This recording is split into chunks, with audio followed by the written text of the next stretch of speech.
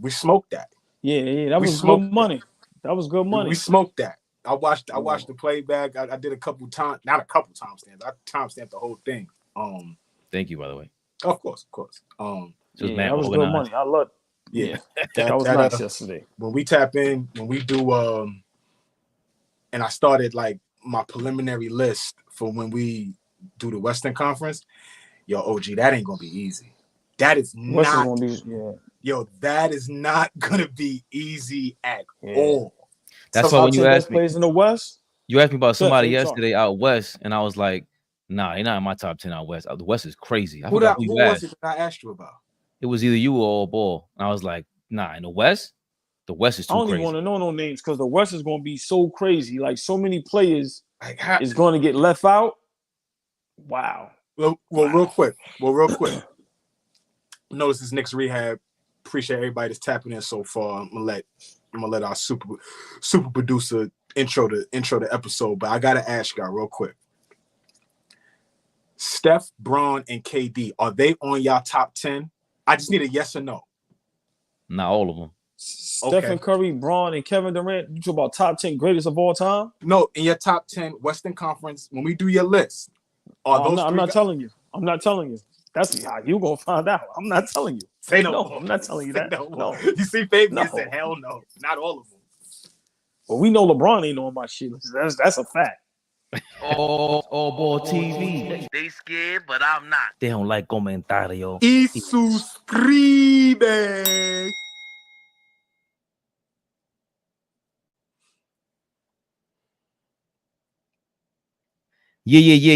Yeah. Anytime I hit a punchline, you know you gotta hit the pow. Easy work. You know who I be.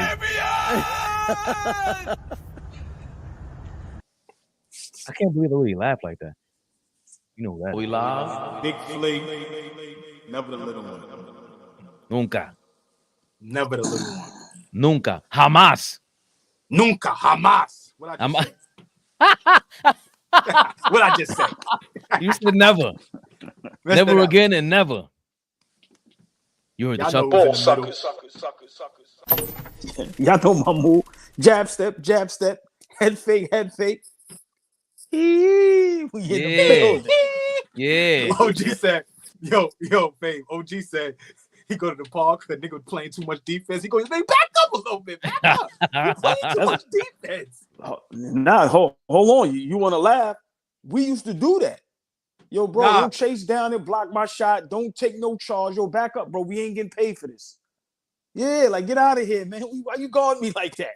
Oh, man. This lady's I gotta get off. Oh, she's in the building. Yeah. Darlene, the queen. Yes. Big shout out, Darlene. Miss Darlene Bryant in the building. Always a blessing. Oh, yeah, with the early jab, the audio was lagging like Fabian's hairline. Well, first of all, I can't fix this. Man. But what is it? Which one of us is lagging? RP, let us know. If it's all of us. Yeah, who's? Yeah, Flea, that's like right now. Me, you, and Fabe get on the court, and we. Next thing you know, I got the computer. Remember you played the video game and they got the computer D on you? It's like you can't go nowhere. Them niggas is moving their feet, moving the puppies. They contesting every shot. You're like, why you go? Why you going? Hold on, look. Time out. Why you going me like that, my dude? Like, ain't no scouts out here, man. To go back to what Fabian said the other day, right? Remember, I was like, there's never such thing as no two-way player back in the day. Let me stand corrected real fast. Back in the day, there was always that nigga in the park that was like, all that nigga does is play defense. He's annoying. Get Junior away from me. Get JR away from me. That nigga's annoying. You tight if he ain't on your team. Yeah, if he ain't on your team, you tight. You mad if he ain't playing on your team. That's a fact. Yo, RP, let us know if it links up. He's saying the video and audio is out of sync. Oh wow. Is everybody else experiencing that? But usually what happens is while we're talking, we'll notice something, and while it's good, we just keep it going. RP, so just let us know if it's maybe close out YouTube and come back in, see if that works. Yeah, man. Everything is in sync. Look, yo, fish. Yo, we love fish. Fish. Hey, I'm telling you right now. And look, listen, in the park, I got a contract. Fish can't guard me. It says it in my contract. It says it in the contract, right? Yeah. Fish, get the look, hell away from me. Look, they look in my contract. Fish, you can't guard me. Where's Fish's signature? It's somewhere on there. Fish, you signed that and didn't even know what you were signing. You already know. But let's get to it, man. Listen, man. Listen, man. The haters gonna hate. Haters gonna hate. And all of a sudden, some of these haters are turning. Oh, hold on, Fabian. What is this? What is this? Is this Knicks Rehab? Knicks Rehab. Always on point.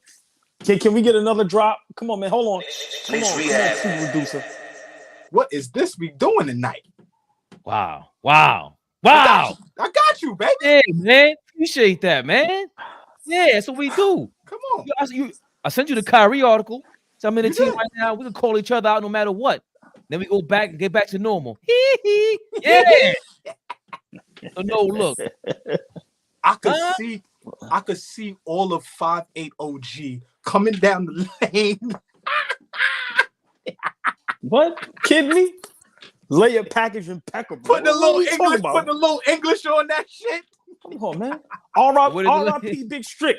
The left, the right. Which one they want? What are we talking about? Oh, but I was a shooter now. Listen, I'm gonna let that thing go. And I'm a nut. Pause. I'm not. Once I get the rock, y'all might as well go. Move.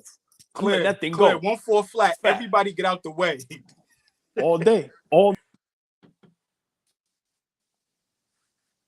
wow. Okay.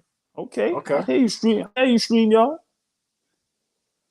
What we do stream, y'all? We paying our bill every month, man. Nah, that was RP. He's in Australia. I don't know what he's doing over there. With that Melbourne virus. Chill out, RP. That was RP. Listen, I didn't mean nothing by that, man. I disagree with him about speaking of which, I said Barkley didn't play no defense. Like, that's over exaggerated. I said, what? Barkley didn't play no defense, bro. He was horrendous. And we going back and forth for a minute. But speaking of Charles Barkley, one of the biggest Knicks haters in the last several years. He thinks the Knicks are the top challenge for the Eastern Conference? I don't like his glasses. Hold on. Y'all like his glasses? Yeah, I like his glasses. He be looking crazy. Right. Is that a real pic or it's like edited up? Nah. No, that's the video. He looks great. I'm gonna play it. OG. And then he fixes it, and it still looks the same. OG, he wears those glasses every interview. Dan Patrick, Rich Eyes. I don't care who he's talking to. He puts on them glasses for them. Oh my God, come on. Let's get to it. Lord have mercy. Jesus Christ. Let's see what the hater got to say. They got a lot better. But man, Sixers went out and armed themselves. They got a lot better. But man, I really like the Karl-Anthony Towns trade for the Knicks. I really do. I do. Because I think that his size, his shooting ability, the pressure, he don't have to be the star. I really think so. I give Wes and those guys credit for going out and get him. And hopefully this will put a chip on his shoulder too, to be honest with you. Be like, oh, y'all didn't want me. And hey, Jimmy, you know what it's like playing in New York. Yes. You got to come there. He got to come there like and be really pissed off. Because like I think it's a great piece for the Knicks. Sixers went out and armed themselves. They got Why would Jim Jackson know what it's like? Why would Jim Jackson know what it's like to play in New York? Yeah, I was about to say, what Jim he talking to exactly? He talking about Jim Jackson, but hold on. Let's go to our resident. Hey, hold on, you ain't slandering Jim Jackson over there. Let's go to our resident Jim Jackson. Why not? Level. Why not? Because you're not. Because you're not. That's my guy. That's his guy. That's his guy, AllBall. One of the best commentators out there in the game. He said so. The best what? One of the best commentators out here in the game. Ain't no Jim Jackson slander. Kidding me? Who you like? Play-by-play, not bad, OG. He's amazing.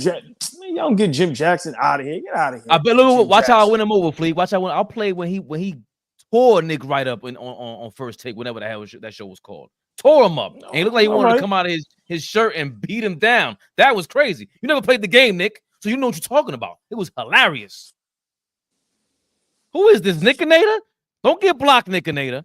Thanks, Turbo. Turbo said he played for the Nets. How long he played for the Nets? I don't remember Jim Jackson as a Net. That was like his 20th team too. That was Jim Jackson had like 20. He came from Houston. He came from Atlanta. Look, Flea. He had a bunch of disrespectful. Jim, if it wasn't for that ankle injury, Jim Jackson would have been even better. Watch your mouth, Ohio State's finest. I came back from my ankle injury. I came back from my ankle injury just fine. At the Brawny Arena, and you see my career right now. What y'all talking about? I want to hear that. Yeah.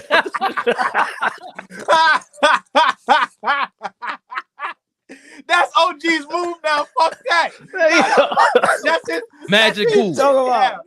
Yo, if I ever see you, if I ever see big shout out Jim Jackson. Big shout out Jim Jackson. It's all love, man. But listen, I came back just fine. Go ahead, Fabian. I'm sorry.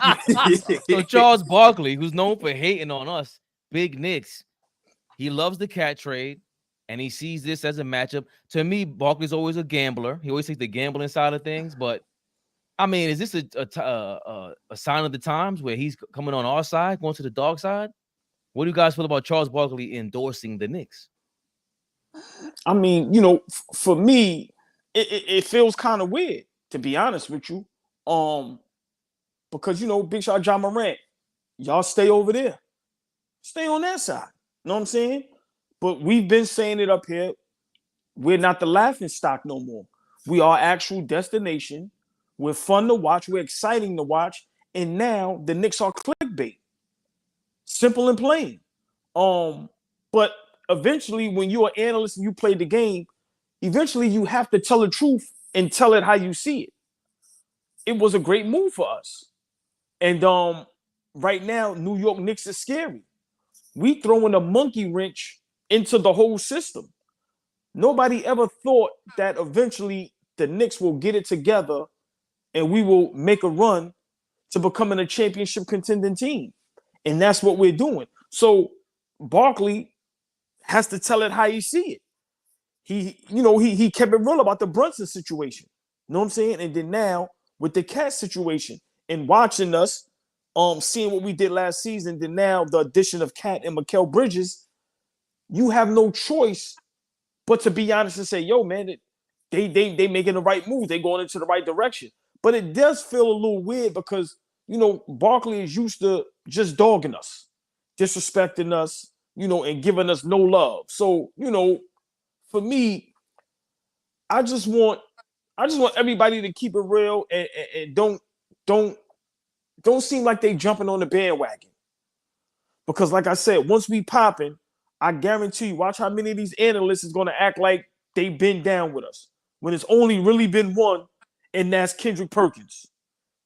Everybody else, they starting to hop on the bandwagon because they see, it's about us right now. So it is a little weird to watch Charles Barkley, with those are the official grandma reading glasses to show us some love. And I wouldn't think he would like the Cat trade because, him being a rough and tough guy in the NBA, physical, and the myth about Cat, everybody love Randall and it's his toughness and him being a bulldog in the China, whatever that saying is.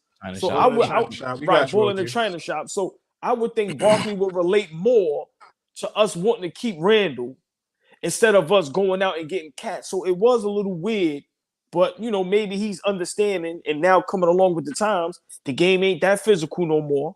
And if you got a big man that can stretch the floor, listen, sky's the limit. So I'm just appreciative that these analysts and these former players is starting to talk about the Knicks in a respectful and good light. And it's not trolling.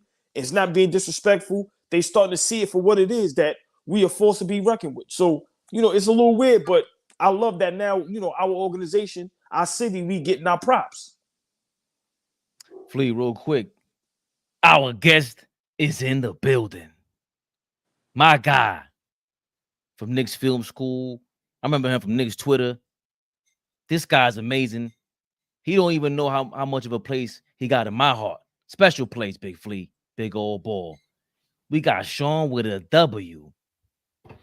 Yo, you're hilarious. So much you remember me from Knicks Twitter like I left. I'm still on there. I ain't going nowhere. I'm sorry, Shawn. Nah, I'm just talking shit. But I do have to take 2 seconds out to show my appreciation because the Knicks Twitter thing, I didn't know what the hell like Twitter Spaces was.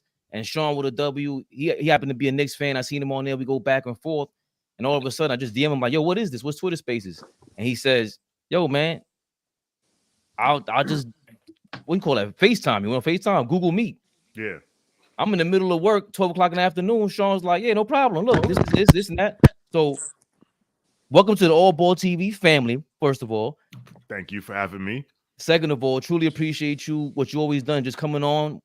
I asked you to come on. You just jump on right on. You jumped on. We had 100 subscribers. Now you on here. We got 9,000, baby. We moving on up, Shawn. Listen, man, I'm proud of all y'all. Like this, this content creator shit ain't easy.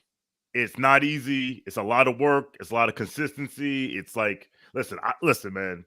Shout out to CP the franchise because, like, listen, when the Knicks play on New Year's Eve and that game ends at 11:30, he's on at 11:30 on New Year's Eve. He's not out watching the ball drop. He's not at the club. He's there. So it takes consistency. And so shout out to y'all. Y'all can get to 10,000 real soon. So big up yourselves. Appreciate you, man. It's a guy AllBall, and of course, Big Flea to your left if you're watching the screen, and he's to your right. Shawn, what up, baby? What up? We're just in the middle of my brother. How you doing, sir? Big Knicks hater Charles Barkley turned in favor of the Knicks, and that you heard AllBall briefly describe, his reaction to Barkley just giving us an endorsement. What do you think about the whole media landscape and Barkley in general just turning their tide, and now they want to endorse the Knicks? AllBall said it perfectly before I came on. The Knicks are clickbait. We were clickbait. Remember, Knicks for clicks was a thing. It ain't changed. I remember Chris Herring was on the KFS podcast, and he was telling the story about because he used to cover the Knicks for the Wall Street Journal, and he said of all the sports stories, the Knicks ones would get the most clicks. Even simple shit like Knicks signed this dude to a 10-day. Knicks may make a little move in the starting line. Little things like his editors will come to him and be like, yo, can you write something? He's like, all I got is this. I ain't really much. He's like, nah, put that in there. Because listen, we move the needle. All the people that call us irrelevant and we don't matter. I'm like, listen. Like Reggie Jackson said, they don't boo nobody. Right. We can't be that irrelevant if you are always talking about us. Listen, I said it all the time that everyone loves the Knicks. You either love us or you love to talk about us. So look. Inside the NBA, I have a love-hate relationship inside the NBA. I will not shed a tear when it's gone because it stopped being about ball a long time ago. They ain't got nothing to do with. And it's not just the Knicks stuff. It's the bullying and they don't watch the game. They pull stuff out of whatever. But you know what? Listen, if Charles wants to give us our props and he sees what we see, then more power to him. Right. Like. To your point, AllBall, like, listen, like John Moran says, stay on that side. If you switched up, stay over there. Like, if you don't lose people, like, if you watch the ascent of the New York Knicks and you still on lazy bullshit, like, they'll never win because they're the Knicks, they just then, like, all right, you stay over there. But if you're going to take an objective look at what we're doing and how in 4 years we have turned this team from we were supposed to be the worst team in the league to a title contender. Listen, man, you gotta pay attention. So, Charles, congratulations for finally seeing what we already knew. Flea, what was your response to everything that I said, and do you have a different perspective? I mean, I kind of share a little bit of Shawn's sentiments in that I will miss inside the NBA only because of. That's what I grew up on, the nostalgia of it and just, those guys being gone away. But the fact still remains is they up there, and a lot of it is more entertainment than actual basketball analysis, right? Educating the fans, educating the people that may just be casual fans and don't understand the game. They can get away with that up there because they don't have the four of us sitting there like, yo, you gonna teach us some stuff or what? You got to understand who he was sitting in front of just now. He's sitting in front of Jim Jackson. So he can't lie. He can't not tell the truth. He got to be real about what he's looking at. And what he's looking at is, yo, we have gotten better. There's no way that you could find a way to hate on this team right now with what we've done, or like I said, over the last 8 months. When you talk about trading for OG, when you talk about trading for Mikal Bridges, when you talk about trading for Karl Anthony Towns, like all of these things have happened within the last 6 to 8 months. Charles Barkley, you can't go and sit in front of a guy that calls games regularly, is really in the thick of it in terms of, away from the entertainment aspect of trying to be a sports commentator and actually, educating the fan. He couldn't go there in front, is what I'm saying, with Jim Jackson. And so he had to tell the truth. And the truth is, the Knicks are going to be a good team. The Knicks are going to be 1, 2, 3, 4 contender for winning the championship this year. It just is what it is. Either y'all get with it or y'all don't, right? But I fully expect Barkley to walk back what he said, because he's not going to be able to go on that TNT set and say that with his chest. He's going to get pushed back from Shaq. Kenny is never, ever going to be like, yo, I'm all in on the Knicks. He started doing that goofy shit about wearing a little bit of the colors during the playoffs, trying to play in our face. Like, y'all, you got to start taking us serious, right? So I'll be more impressed when Chuck is sitting in front of Ernie, Shaq, and Kenny singing our praises. In front of Jim Jackson, he got to tell the truth. Nah, well, that was well said. That was well said, because I didn't think about him being in front of Jim Jackson. Because Jim Jackson, that's my guy. And Jim Jackson doesn't play that game. He really doesn't go on there on first take and stuff like that. That's not his thing. His thing is just being is he the Sacramento or the Clippers announcer? Clippers. And I love when he breaks the game down. But the thing with Barkley for me is I don't think he's really a liar. I think he's just a gambler. And he's always betting on somebody, and he's just telling his frustrations through the TV. Last year, they hit it on the nose though with Indiana. I don't know if they had inside information, but I don't know if it was because of the Thibs thing, or he felt like the player was going to run to the ground and everything like that. They happened to hit it on the nose, but they were dead wrong about us, like what we really were, healthy. We were way better than, to me, in my opinion, we just were the best team in the league. Healthy with Ihart and everybody, Randall, and we didn't get to see Mitchell Robinson with that lineup. So I'm glad to see the tides are turning. What I don't like is I don't feel like what everybody's feeling now. We felt that in January. I didn't need no supposed superstar to come here to make me believe in none of this. I saw chemistry. I saw basketball being played. We have yet to really see that yet. We see one game against the Wizards, another game in the pre. That's it. And Cash showed up. And okay, cool. I'm still not convinced yet. I still got more to see, like you be saying, Flea.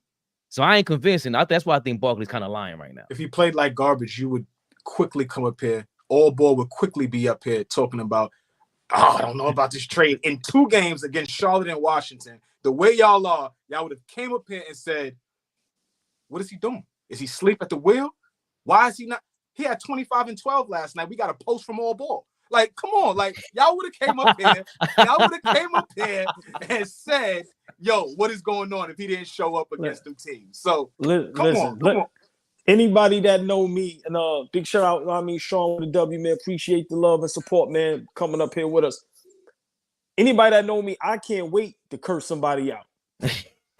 So that's me. Listen, I'm bipolar when it comes to sports, and that's what real Knicks fans are. We will love you today, and then tomorrow we will be ready to trade you and your whole family back to Minnesota. So, it's all fun and games, but I think now what Barkley and a lot of analysts have to do now, they have to do their job. Because before, I always said this, they was being lazy. Barkley would tell you, I don't watch the games. How many times has he sat up on Inside NBA and said, I don't watch this stuff? So these guys are still analyzing. Their mindset is still from 5, 6, 7 years ago. That's why they still pick certain teams every year to win the championship. That's why they still say, well, Golden State Warriors have a chance. The Lakers have a chance. No, they don't, because they not doing their homework. Go ahead, my brother, if you want to respond to that. No, it's funny you say that about Golden State, because in 2015, that season, Charles was on TV all year saying, Golden State ain't no jump shooting team going to championship, and he will pick against them all the time. So what I say that to say, a lot of these dudes, especially these older dudes, they're used to things being a certain way. And when things go against what they're used to, they're like, I don't know. So they're going to be hesitant. Like they've seen the Knicks. Like, listen, Charles played in the 90s. He played in the 90s. He knew what time it was this team. Shaq played in the 90s. He knew what time it was with those Knicks, right? Kenny played in the 90s. Yes, he was on the Houston Rockets team, so he can go to hell, but like he knew what time it was. But listen, I don't care if they choose us or not. I don't care if they pick us or not, but I just had to jump in because, I remember when you said Charles Barkley and you said the Warriors, because now what they're doing to the Warriors now, I tell people all the time, the Warriors used to be the Knicks. The Warriors were worse than the Knicks. No, I ain't never met a Golden State Warrior fan. I grew up in New York. I never met a Golden State Warrior fan. Shawn, it's nasty. Shawn, I tell people all the time, that fan base, y'all started watching basketball in 2015. That's when you started watching hoops. Bingo. Like, don't tell me that you were a Latrell Sprewell fan from Golden State. You don't even know that Golden State drafted Chris Webber. Like, there's stuff about the Warriors that these niggas don't know, but want to tell me that they're Run TMC fans. Go to hell. No, go to hell. 2015 is when you became a fan. Cut it out. Hold on, Shawn fits right in because AllBall, Flea, and Shawn, y'all be sending people to hell every other 5 minutes. It's just crazy. It's great. Like the Warriors, listen.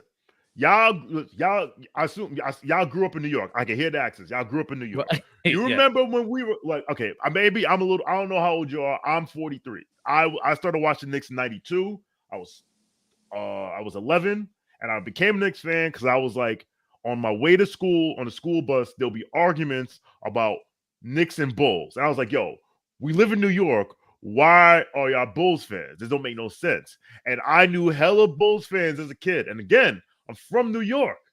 I wasn't traveling all over the country. The Bulls fans I knew was from the Bronx and Manhattan and Queens and Brooklyn. Now when I meet a Bulls fan, they from Chicago. That's the Warriors are the new Bulls. When's the last time you met a Bulls fan from outside Chicago? Think about it. They all get it. And when Steph is gone, right back. Listen, shout out to Dom Drop. I always tell that to Dom all the time. So I said, the same thing happened with Golden State happened with the Bulls. And the same story you had. I said I was on a school bus, I was on a regular bus, all these Bulls fans, they're extinct. Where'd they go? They were Jordan fans. Man, shout out to Joe Rose. This guy went from a Bulls fan, Michael Jordan fan, then he was a Dirk fan, Dallas fan. I said, what? Where's your team? They don't do that. And that's why they don't like us, because we love our team. Well, listen, Shawn with a W just brought up some memories. So I'm 46, right? So, I remember we had no choice. My neighborhood, you had to be a Knicks fan or you get your ass kicked. You ain't arguing on the block. You a Boston Celtics fan over Chicago. Now, a lot of people was Michael Jordan fans. We ain't give a damn about Chicago. But you make a great point. There were Knicks fans that were Michael Jordan fans. Let me just say, I just wanted to say that real quick. Like you listen, you looking at one to the point where, like I said, that Come Fly With Me VCR tape. Listen, I'm 5'8". I ain't nowhere near 6'6". I watched that and said I could be Mike. Like, you get what I'm saying? But the fact of the matter is, man, the Knicks, we are a real fan base. And we really love our team. We love our city, and that was a great point. And we up here compared what we're doing now to the Golden State Warriors. Not saying we can win 4 chips and go six times to the finals, 7 times to the finals, but we just have to be patient. Golden State was patient. It was rumblings about Steph Curry and should we get rid of him? Should we keep him? And they was patient. They worked through the draft, made some moves, and then boom, they blew up like wildfire. We have an opportunity to do the same thing. I just hope our fan base, let's be patient. You talk to a person that's very impatient. I want to win tomorrow.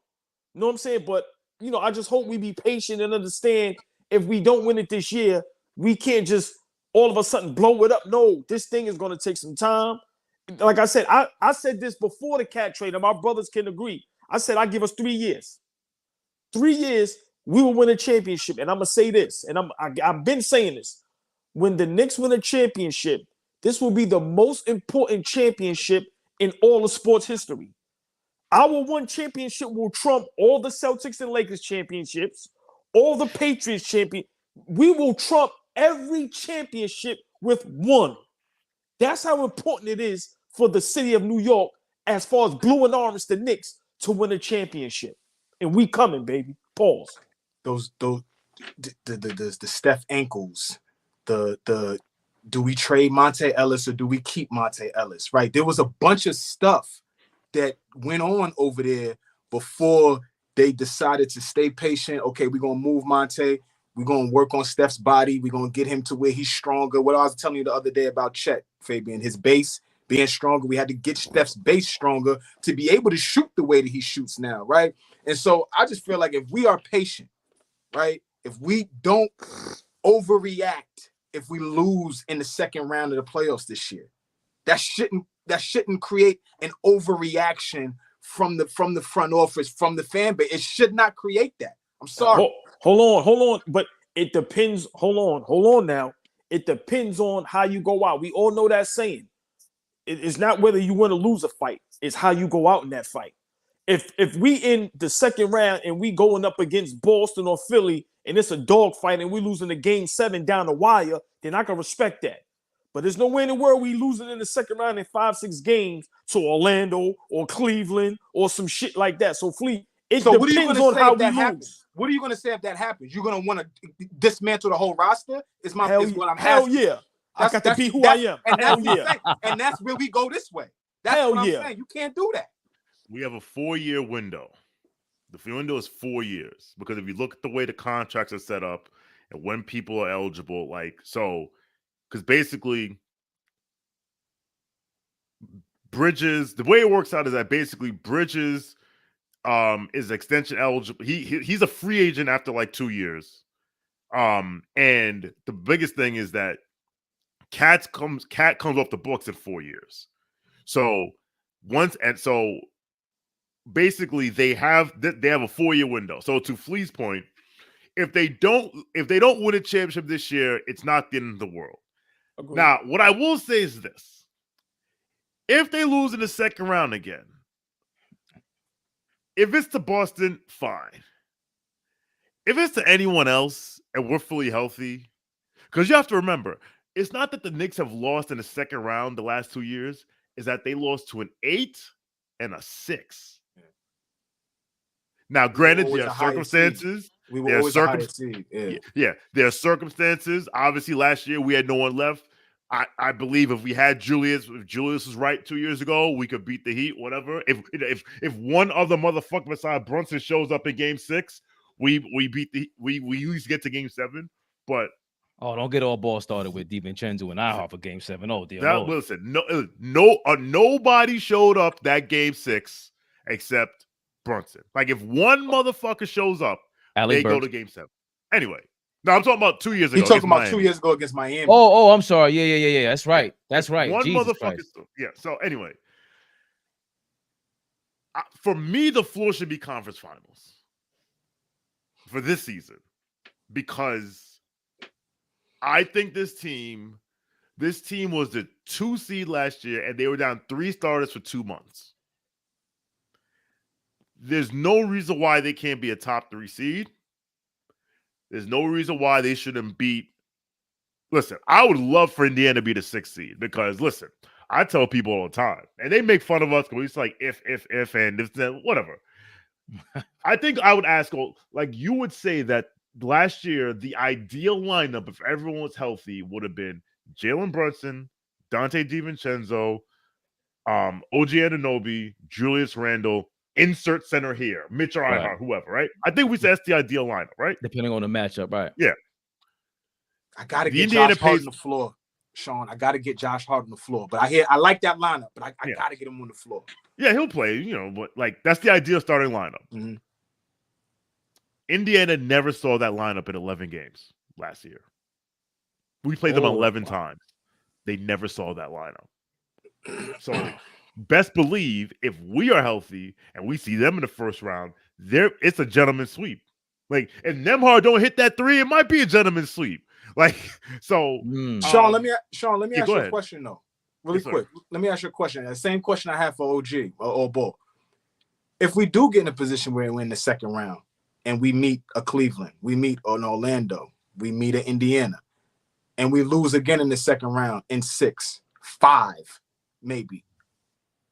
You think we need to dismantle that roster? How do you react if that's the question for you? How do you react, and how do you move forward if that is the case?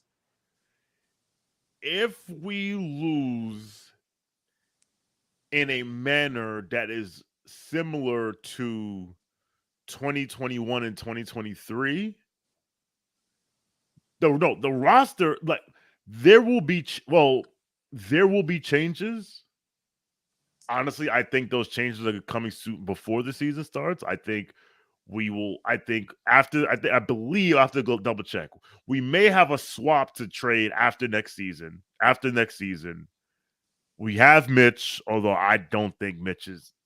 There's a part of me that thinks we've seen the last of Mitchell Robinson, orange and blue. Oh, hold on to that thought. For me as well. Get him the. Oh Lord, hold on to those thoughts. That's next segment. Go ahead. Yeah, and in terms of trades, listen, I thought all the Nova Knicks were untouchable. That's not the case. Clearly, almost. Took him a summer. I would say, and listen, and actually, you know what? I think the change that you would see is, like I said, if it's similar to what happened in 21 and 23, where the offense is bogged down, I think the change you would see is with the coach. But that's if it's the offense just goes to shit in the playoffs. If we're scoring 120 points a game and and we go out in the second round, it's gonna be like, all right, I don't think you're blowing anything up. But the scrutiny, the pressure will be heightened if we go out to one of those. If like you said, Cleveland, Orlando, Indiana, no, that losing to them is unacceptable. Except Orlando, but that's neither here nor there. Flea, your man just tapped into my conspiracy bag. All I heard was this beautiful music to my ears just now. He said coaching change? Did I just hear that? You don't even have a replacement. Yes, you do. Flea, don't do that, Flea. I know who my replacement is. Who is it? I've been telling you this for years, and I don't want to take this take. It's my dad's take. Big shout out to the OG Flea, Big Papa Flea. He said, yo, listen, we should have went and hired Jay Wright. If we just want to do it all, just go hire Jay Wright. Go get him. We should have did it. And I was like, I don't know. He said, listen, and this is Papa Flea has been a Knicks fan since 65, 70. So he's watched the last time we won a championship. He said, go get Jay Wright. How do y'all feel about that before we go forward? Just real quick. I think he's done. Okay. I think he's done. Okay. OG? I mean, everybody that knows me knows I'm not a Thibs guy. I always say he grew on me, even though it's like fungus. We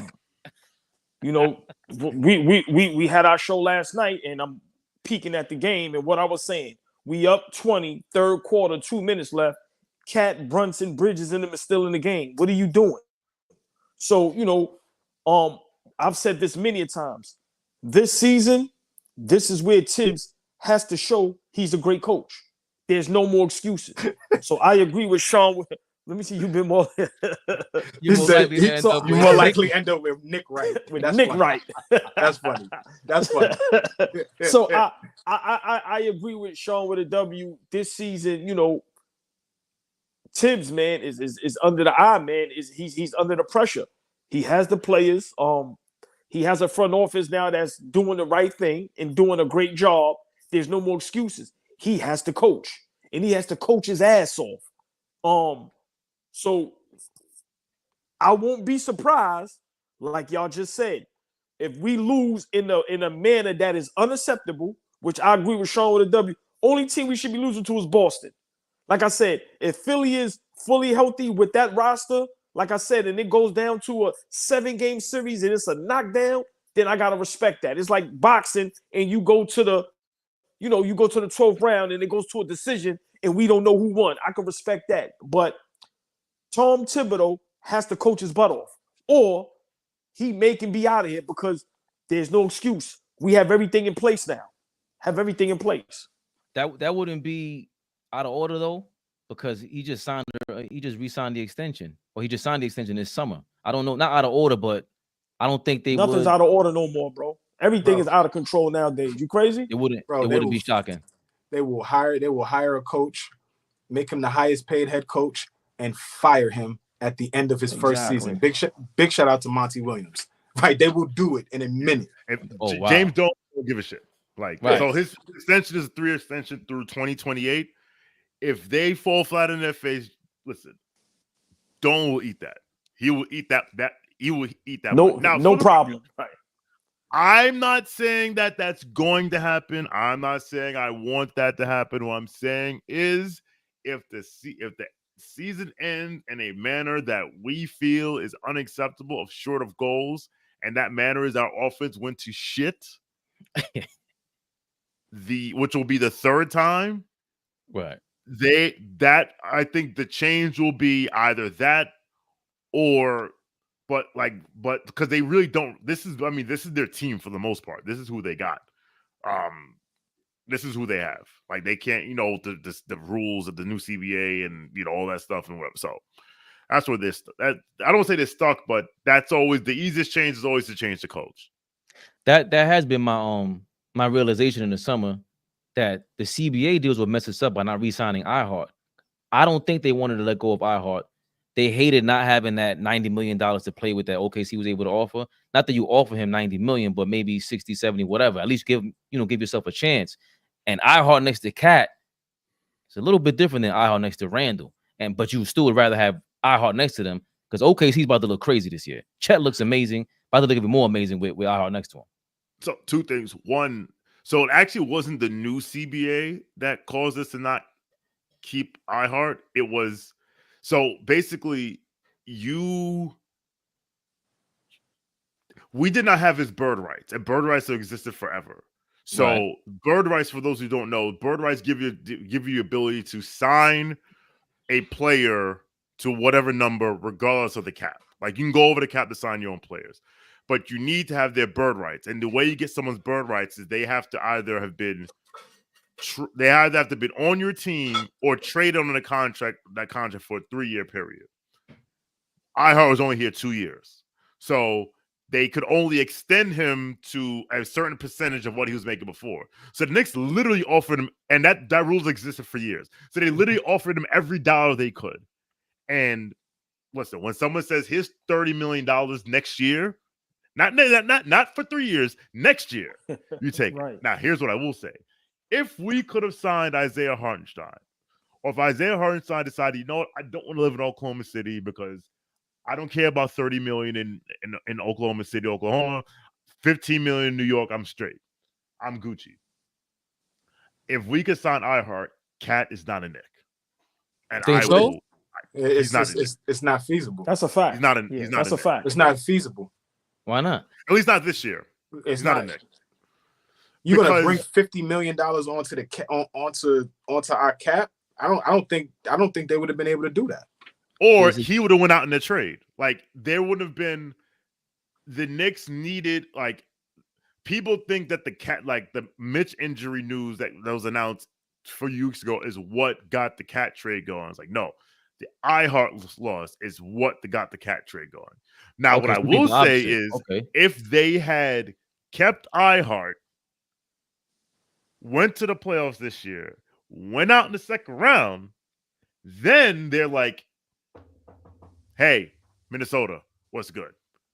But the iHeart trade is why Cat is not here. The iHeart trade is why the iHeart going to Oklahoma City is why Karl-Anthony Towns is in there. I think the money makes sense though, Faye. But he's talking about personnel wise. So that's the part that I'm like, damn. For me, iHeart makes sense with anybody, damn near. But remember, I definitely agree, because how long we was up here saying that once we lost our heart, excuse me, we was searching for a big man.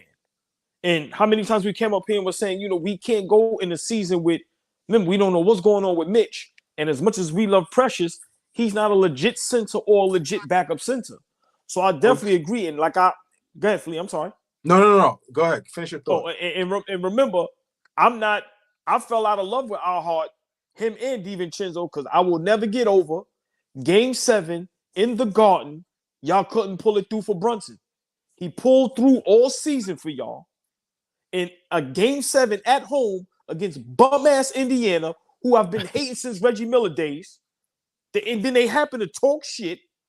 Hart and DiVincenzo couldn't pull through and get a game 7 at home. So adios, bon voyage. I do not miss them, and I'm not rooting for them in Minnesota or OKC. They both could go to hell. Sorry, y'all. I go off the rocker sometime. I'm sorry. Yeah, we know. I was just commenting on what you said. We know what we got with Mitch now. We know. We are clear on what we got with Mitchell Robinson. Whenever we want to segue and get to that, we need to get to that because I'm sick of that nigga. There you go. I think we should segue. You segue. You segued it. Go ahead. Yo, I think you just rocked the whole internet right now. I'll get my computer in order. Jesus Christ. I'm sorry, y'all. Here we go. Mitchell Robinson, it was announced today that he's out until January now instead of December. It seems like old news, but hey, guess what? ESPN don't care. What did Shawn say earlier? Knicks for clicks, y'all.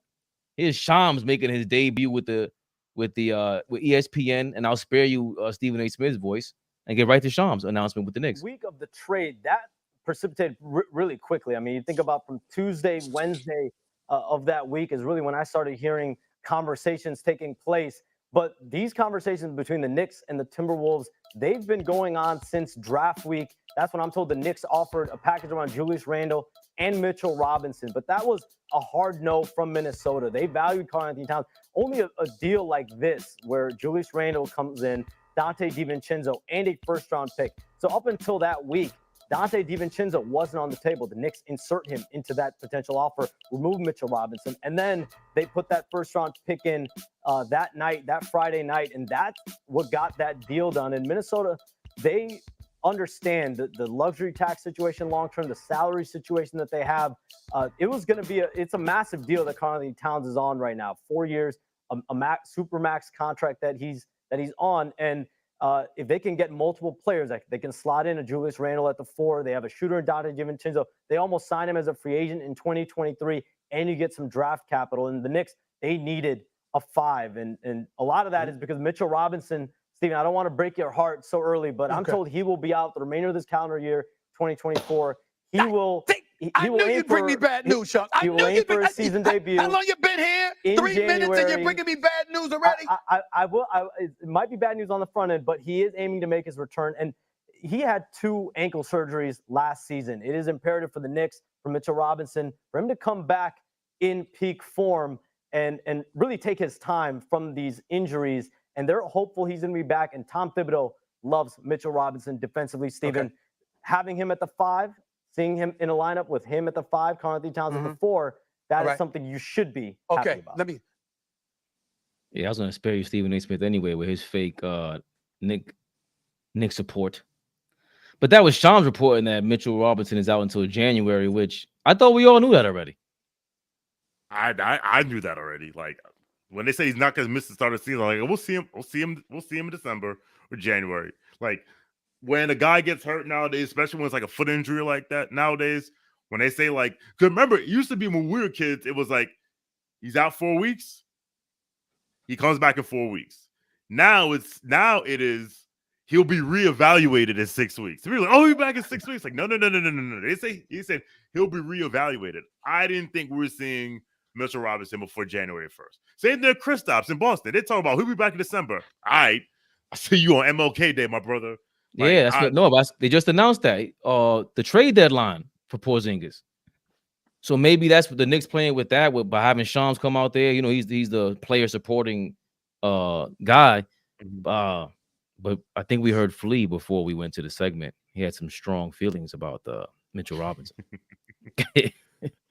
Yo, man, I'm just tired of that dude, man. And the only reason I get so worked up about that dude is because me personally, I feel like Mitchell Robinson is holding the success of the New York Knicks in the palm of his hands, right? Like, I feel like him being healthy and ready to go, like, tips us over. Like, all of this speculation, can the Knicks do this? Can the Knicks do that? I feel like if Mitchell Robinson is 100% healthy going into this season, Oh, Flea is talking way more cash shit than I'm talking right now. Like y'all thought I love the Knicks. Now, if we had a healthy Mitchell Robinson, you niggas, I would be insufferable. You niggas would hate me. I'm talking about the comments. Like y'all would hate me because I would be extremely confident in what we'd be able to do. I would love to see Karl Anthony Towns at the 4 spot in the Eastern Conference, eating in his matchups every single night. I would love to see that. But okay, we got him at the 5 going forward. I think we'll be fine. Here's the thing: Mitch played his best basketball last season, at the beginning of the season. When he started the season, he was 10 points, 10 rebounds, 59% from the field. Like he was excellent to start the year last year. Goes down, we rush him back. I feel like we rushed him back. Did we need him? I believe so, but I feel like we rushed him back. And now we're in this position now where we go through the entire summer where I'm under the impression that he's gearing up, right? He's gearing up to be ready to go. Get yourself in shape because I feel like you're a fat ass right now. You need to drop at least 20 to 30 pounds. Please, please. That young, spry Mitch that I remember from the first 2-3 seasons, running up and down the court like a gazelle, like that's the Mitch that I love. Now, Mitch, I could see you don't look good in your jersey, bro. I don't like the way you're looking. Please get in shape. Please get right. Please. Because we need you. I love Mitch, y'all. I'm not trying to kick Mitch in the back, but he's pissing me off that he can't get healthy. He said he don't look right in his jersey. I'm dead. Let's get it together.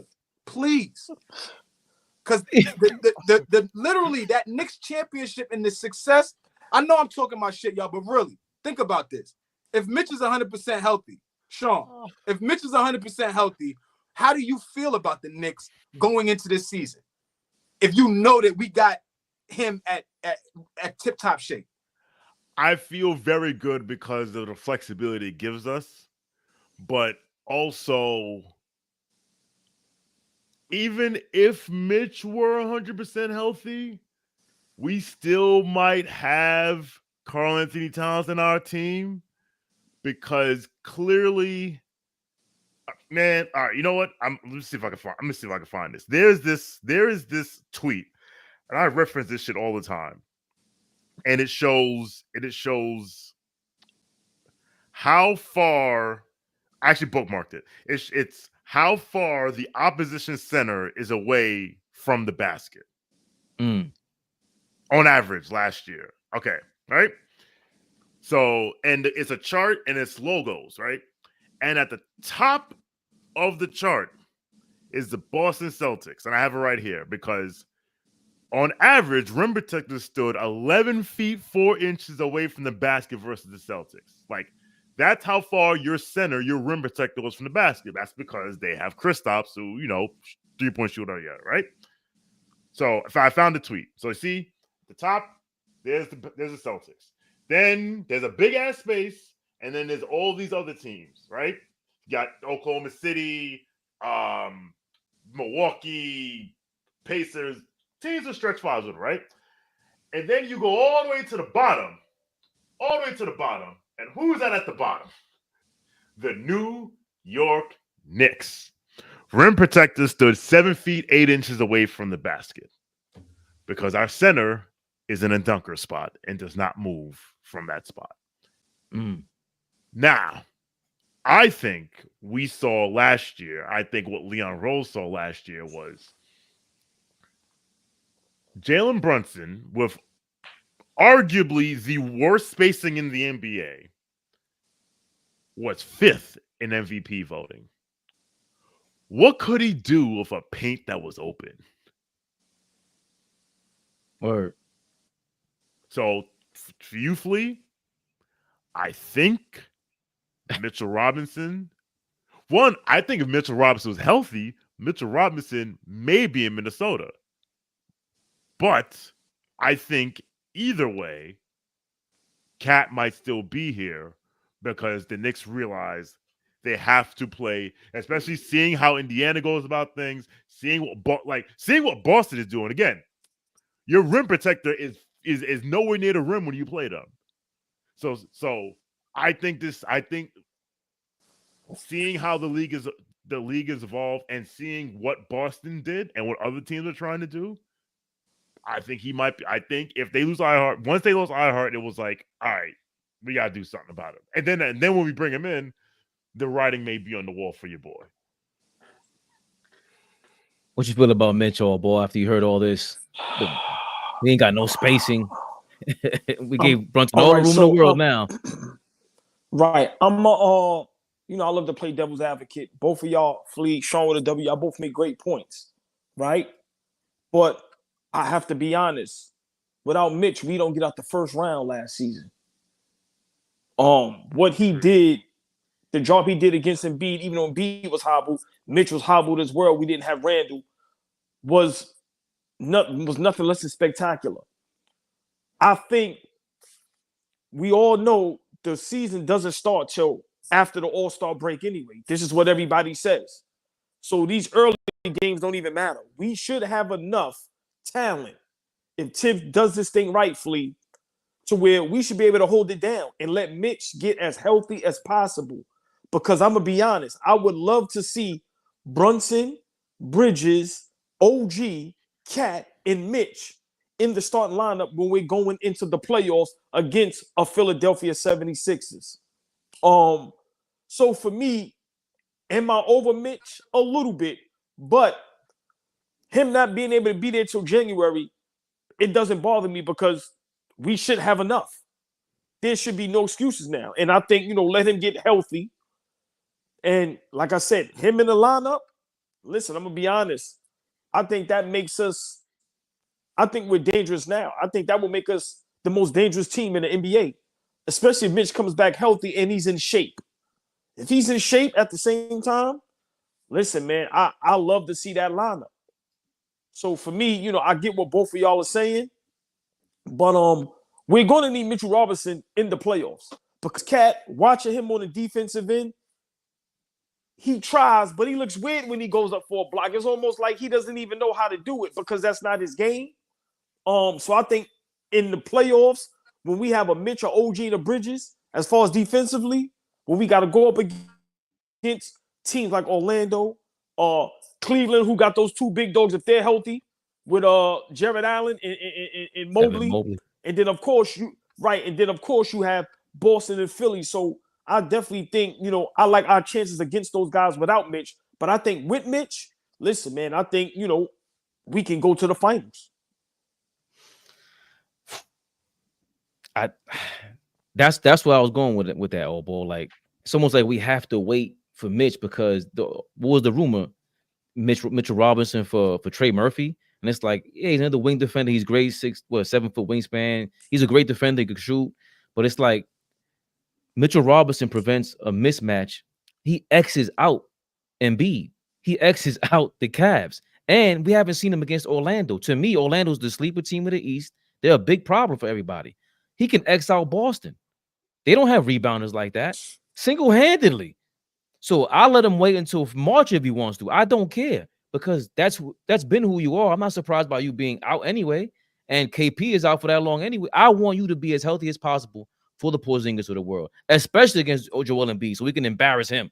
We got to get him and them Philly fans up out of here. They're on a big time losing streak. We killing Philadelphia. The Mets killed them. The Knicks killed them. Let's keep this thing going. And I don't think we could do it without Mitchell Robinson, really. Cat, to me, is still flagrantly, not feeling him yet. I'll give him some time, but I ain't feeling him yet. Why y'all feel like we got so much cachet and so much, like, you know, so much room to step out there and just win 45, 50 games and without Mitchell Robinson? Like, the next few months is going to be important. Setting habits. I don't care what nobody says. This is a different team. I know we have a lot of the same core, but this is a different team. How we going to be approaching teams defensively is going to be different. We looked great last night. We turned the Wizards over 30 times last night. That's wonderful, but it's the Wizards. Like we said, it's the Wizards. Are we going to be turning Boston over 30 times without Mitchell Robinson? I don't know. Are we going to be turning over Philly like that? I don't know. Like, we need to be fully healthy. We know. I don't want us to like drink too much of that Kool-Aid and feel like because we were able to scratch and claw and win so many games last year without any of our guys that we could duplicate that again. I don't want to get into like we shouldn't think. I just don't think we should think like that. We need all of our guys to make sure that we set ourselves up to be in a good playoff spot, setting good habits. So we get Mitch back, and how long is it going to take him to get in shape, game shape? How long is it going to take him to get, accustomed to playing with guys, playing next to Cat? Like, I don't think we could play with this too much. Like, we need him to be back by January and get on the court by January. Please. I'll let Shawn respond. You got to get going, Shawn. Do you second that nonsense? No, I don't think it's. I see where he's coming from. Like, good point. Like, let's say he comes back January. Let's say he starts playing January 1st. He's not in shape. It's probably gonna take him a month to get in shape. Now it's February. Maybe it's gonna take him like 6 weeks. Like 6 weeks to get in shape, or 2 months. Because, like you said, when he came back in April, he was coming off the bench for a reason. Like, you can see the condition wasn't there. So yes, I do believe, especially when you have a guy like Thibodeau, if you notice, he will use the first 20 games to experiment, to figure things out. So yes, the more guys we can have back, to the versatility we have, the better. At the same time, AllBall is correct. Like, you need to be, like I say all the time, not how you start, it's how you finish. So be ready, like, be good, and don't be good in November, be good in April and May. The last thing I'll say is the Orlando Magic are going to be a playing team this year. I think the glazing of the Orlando Magic has gone way too far. I think the last year's Magic reminded me they're the We Here Knicks. They're the 2020-2021. They're the 2020-2021 Knicks. Hold on, Shawn with a W. Hold on, just real quick. I'm gonna let you finish. Yes, last night I called Orlando Magic the Sacramento Kings of the East. I said they always going to have that hype there, but to me, they're never going to get over the hump, and everybody's going to continue to go berserk about them. So I agree with everything you said. Thank you. I'm not going to say they'll never get over the hump, but all I'm saying is, all I know is they're an Eastern Conference team that preaches defense with a defensive head coach who was in the 4-5 matchup that went out in the first round, led by a power forward who scores 20 and 10 and is inefficient as hell. When have I heard that story before? Hey, and everyone, but he's young, but power blank. Listen, if he shoots league average from 3, the league is cooked. But guess what? If it's 4/5, we'd all be drunk. I am putting, like, that's the team I'm going to fade this year. And because, like I said, last year, that was their We Here season. I tell my man Soul Team Magic all the time, enjoy it. Enjoy it. Because that was the season of no expectations. Now, people gunning for you. And that's another team that never saw our best starting lineup when we played them 4 times last year. I can't wait to put them in the dirt. All right. Thank you for having me. I appreciate it. AllBall, Flea, Fabian, respect. Shout out to y'all. I love to be back. I'll have you back anytime. And I need to have y'all on study hall. We need to set that up. So we'll set that up. All right. Y'all have a good one, gentlemen. Yes. Appreciate you coming on, Shawn, man. Yes, sir. Always love. Everybody go follow Shawn with a W on Twitter, man. This guy shows massive love. Please give him a shout out. Show him all the love in the world of AllBall TV. I really appreciate you, Shawn. Have a good night. You and the family. Yes, sir. My brother. Yeah. You know, the Sacramento Kings didn't make the playoffs for almost 18 years prior when they were a 2 seed, right? You know that, right? You know that wasn't a shot in the dark. They just finally got good. Them niggas was due for 20 years. He actually called me a glazer, so I just was basking in it, like, yo, all you glazers. I'm like, that would be me. Hey, here goes AllBall. You fucking sellout. The fucking sellout. Yo, and yesterday I said it was playing team, Shawn. You just met this guy. When he said glazer, he was like, yeah. Let me explain something to y'all. I've been saying it. I cannot wait to act like Varnell Hill. I'm telling you. Listen, I can't wait to go. You gonna be in LA this weekend? Damn.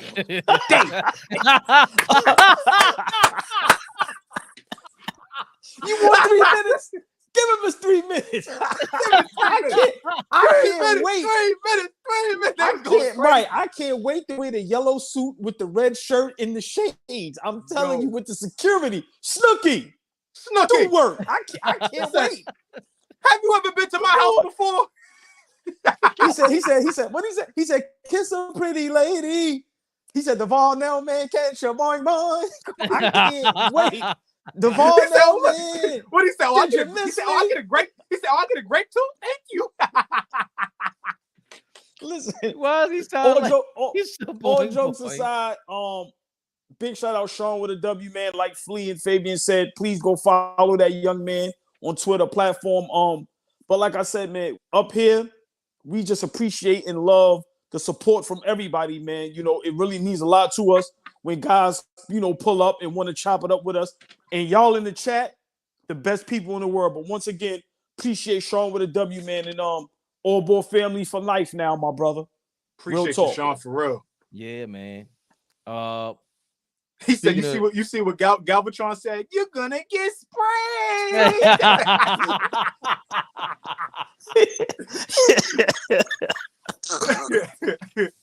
So stupid. What? So if y'all gotta watch the I know you're not a big preseason guy on ball, but are you excited off of the 30 turnovers that the franchise record that people want to go crazy for? So yesterday, you know, I was just excited to see, you know, the lineup on the floor, see Cat on the floor, see them guys healthy. You know, like I don't really put no stock into preseason, even though I'm a maniac Knicks fan, and in my mindset, I wish they had a preseason championship. We would be in a championship, right? But I don't put no stock in, especially us playing the Washington Wizards. I seen somebody in the chat. Big shout out to the DMV, great city, DC. But you know, we know Washington Wizards is not a good team. I'm just more excited that everybody's healthy. So to see these guys on the floor playing, to see, you know, because I love preseason because all the guys are playing, you know. To see Kolick, you know, Cameron Payne, like really see guys out there getting minutes, putting up shots and just looking good. Listen, man, you know, I don't really put no stock into the turnovers and us blowing Washington out. I agree with Fleet. You know, we got to see how we look in the regular season against the top teams in the whole NBA, not just the East. I want to see how we look against OKC and Boston and Philly. You know, the Orlando's who, like you said, been a thorn in our side. But I'm just excited for the season, man. We here less than 2 weeks away, and to see, you know, everybody healthy. Flea, that's what's more important to me. Everybody's healthy, so we will be starting the season with no injuries besides Mitchell Robinson. That's what I'm more excited for than anything. Flea, I did see Mikal Bridges look the most comfortable out of him and Cat. You know what I'm saying? Like he was missing a couple layups, but he got into a stride. The full court, the transition pass, got a little layup. And it was also because him and OG, they showed you a preview, and it was just like I said. We just talked about it the other day. The reason why Washington caught Brogdon is because Brogdon was on Portland, and they used to tear up Washington. Washington can't hold on to the ball. So the one thing I'm gonna say though is this, Flea. I love the sign of a really great team is when you see a bad team and you pounce on them. You don't give them no chance. Right. Remember how we used to just be like letting the Wizards stick around, teams like that? There's no games with this. Dump them. You gotta dump them. And Cat missed like 23 pointers. For the first quarter or so, he was garbage. He wasn't good. Yeah. I wish I was a fly on the wall with the first quarter when OG was watching. But I wasn't mad. Like, but Flea, here's one thing before I give it back to you. I wasn't mad. It felt like he was rushing it. I know he was nervous, but I like the fact that he was trying to impress us. I like the fact that he was out there. You know what? I'm at the Garden. I got to show out. For whatever reason, maybe call me crazy, but I like that he was chucking with that awkward ass jump shot he got. But I like the fact that he said he was nervous afterwards. Let me get into the game. Let me miss some shots. What's the worst that could happen now? I missed 8 straight 3-pointers. They brought me here for that. So that's the worst you're ever gonna look then. So I like that he was willing to fail already. I can only do nothing but like that. Big shout out to Fish.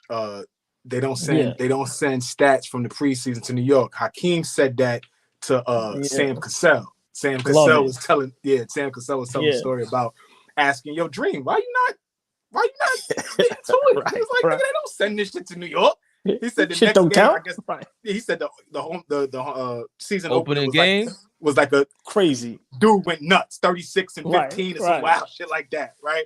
Big shout out to Fish. Nah, man, for me, preseason is about setting good habits. Like if you out there and you playing, you want to start trying to get yourself into shape. You should already be in shape, right? If you a pro, you should be already out there in shape. It's just all about like building chemistry, seeing what you have, seeing, trying some things out. Obviously the bench is going to get a lot more playing time than the guys that are going to be playing the heavy minutes. So it was, I can't wait to get me a number 13 jersey, Tyler Kolek. Like, I can't wait to go get that. I love that young man. I've been singing this kid's praises for a little while now. I love the fact that we got a guy on the bench that settles us down. Like, he's going to come in the game and settle us down. And he could hit shots. And he could go downhill. And he's active on defense, right? He's not going to be a pushover. You put him out there and, he's going to get abused. So just all the stuff that you start working the kinks out and starting to try to see what you got. What are our options? Getting my guy, I love Deuce McBride. Deuce McBride had a really good first preseason game in terms of hitting shots, right? So all of that stuff just gearing up for 2 weeks. And, we got our opener against Boston in Boston, ring night. I can't wait. Yeah. I can't wait. Yeah. Let's go in there and spoil ring night. You at the Garden on Sunday, right, AllBall? For Indy? Yeah. I'm no. Well, this Sunday, Minnesota is in town. Preseason. So I'm gonna take my son. We're gonna go to the game. Good. Yeah. And seeing yesterday, so hopefully all them guys gonna play. So we're gonna get to see DiVincenzo, hopefully Ant-Man to get on the court. So I'm definitely gonna let y'all know how the energy gonna be in the building Sunday. Yeah. I may go live a little bit so y'all can see what's going on. But man, I'm just excited for the season. I just hope that guys like Patrick Ewing and Brunson is really sitting down and talking to Cat and helping him understand what's going on. We are serious about our team. And right now, Cat, you're in a position to become legendary. It's no more fun and games. I understand the big bodega and joking and laughing, but bro, we need you to be a dog. And Flea, I get what you're saying now. Need you to be a dog on that court, bro. I need you to understand we need you to be mean, nasty, and we need you to put up buckets. No disrespect. This ain't Minnesota. Know what I'm saying? This is the town. So, I just hope, guys help him understand the magnitude of wearing that blue and orange, wearing that Knicks jersey. We here now. It's no more excuses. Tom Thibodeau, you got to coach, man. You got to coach because the East is tough. We could poo-poo all day at Milwaukee if we want to. They still got Giannis and Dame Lillard. Oh, that was him just going in and out the whole time? Yeah, he might have lost reception or maybe the phone was dying. I'm not sure. I just it's gonna take a little while for them to get used to each other, but you can see how Cat opens up the court for Brunson, bro. It looks amazing. The little bit of You can hear me? Yeah. We got you. Go ahead, old boy. Finish up. Sorry. No. Yeah, I don't know what happened to the thing, but yeah, I just hope he understands severity of being a New Yorker, being a Knick, and understanding, man. We have an opportunity. He has an opportunity to do something legendary that probably he thought could never be done. Just imagine if he could bring a championship to the city. You are regarded now as a Knick forever. So, I just hope he understands, like, it's no funny games over here. We're going to love you, we're going to support you, but, boy, somebody just said in the chat, we on your neck like Reggie Miller. Listen, play around if you want to. All the funny games is over. The bullseye's on your back. The spotlight is on you. This is New York City. So, I just hope he's ready for that. But like I told you, Flea, I think we have enough talent and enough on the roster to hold us over until Mitchell Robinson comes back. And I think as long as he comes back in shape and ready to play, listen, I think once he gets acclimated into the system, into the lineup, and we got that Brunson, Bridges, OG, Cat, Mitch, bro, listen, man, ain't nobody gonna be playing with us like that. And to me, that's gonna make up for the the lack of defense and the quote unquote lack of toughness that people think Cat don't have. Because now, at the same time on the court, you got OG, Mitch, and Bridges. Like you said, three Dolman pitchers, 3 German Shepherds, Rockwallers, just, you know what I mean, at you. So listen, man, I think we fine. I think we're gonna be fine. One thing that worries me is the health. Mitchell Robinson, Cat, and OG sounds crazy to me, but I still think we need some more depth in the front court, right? Need some more big bodies to set screens. Cat screens are trash. Depth shits be trash. And not that Randall was so great, but we need somebody to actually, the other thing is, who's going to set the screen, you know, on the strong side or whatever it is, opposite of Cat? He needs to get easier shots too, man. Like, them corner threes is his thing. When they do, what do you call that, Flea? When they do a pin down in the corner? For him, though. Like, that was for, I think, Nas Reed and Goldberg used to set picks for him in the corner. Who's going to set that for him now? Like Josh Hart? They're going to set screens on the centers and power forwards. That's why I think we need somebody like just to set a screen for him and make his job easier. They're creating all the easy baskets as of right now, and they already got to figure out how to play with each other. But I can't front.